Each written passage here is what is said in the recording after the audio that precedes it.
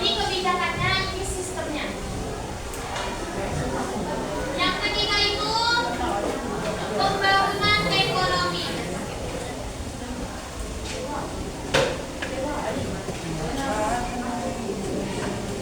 Ada tiga yang dikerjakan oleh masyarakat pada masa kerja paksa. Yang pertama itu adalah pembangunan militer, yang kedua itu adalah pembangunan jalan, dan yang ketiga adalah pembangunan ekonomi. Nah,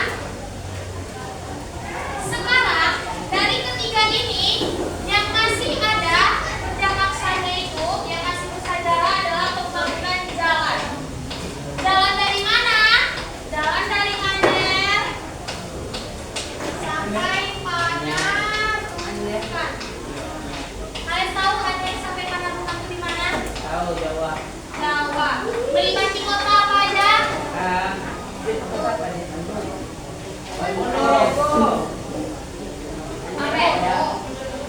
Anyer sampai Panarukan ini sepanjang jalannya itu sepanjang 1000 kilometer.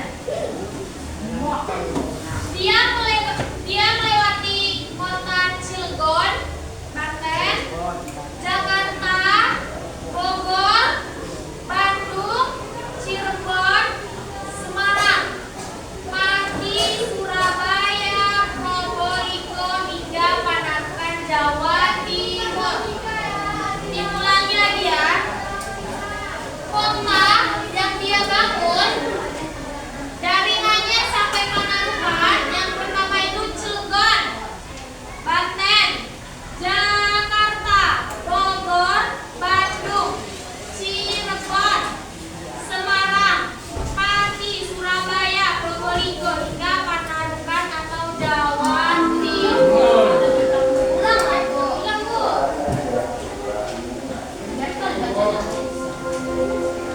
Cilegon, Jakarta, Bogor, Bandung, Cirebon, Semarang, Pati, Surabaya, Probolinggo hingga Panarukan, Jawa Timur. Udah asik itu aja yang pulang.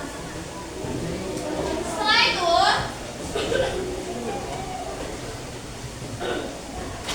yang memimpin kerja paksa ini adalah Gubernur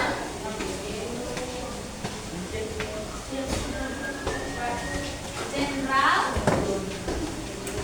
Daendes.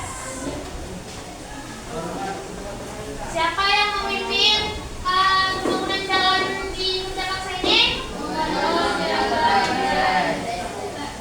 Dia memerintah pada tahun 1908 sampai 1808 sampai 1811. Berapa tahun tuh? Berapa tahun dia menjabat?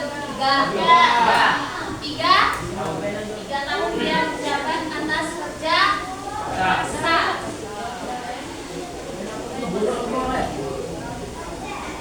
Nah, kenapa dari jalan Anyer sampai Panarukan yang dibangun melalui kerja paksa? Yang pertama itu pada kota-kota tersebut banyaknya tanaman-tanaman yang bisa diambil oleh Hindia Belanda. Seperti yang kita pelajari kemarin, monopoli Nah, dia sejalan sama kerja paksa ini, sejalan juga dengan Anyer sampai Panarukan.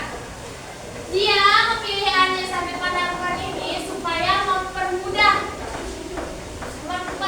akses mereka untuk jual beli rempah-rempah.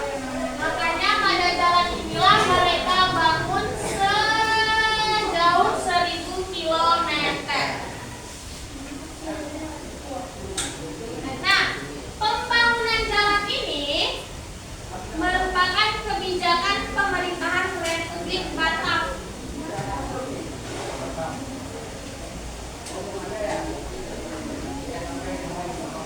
Republik Batak di bawah Gubernur Jenderal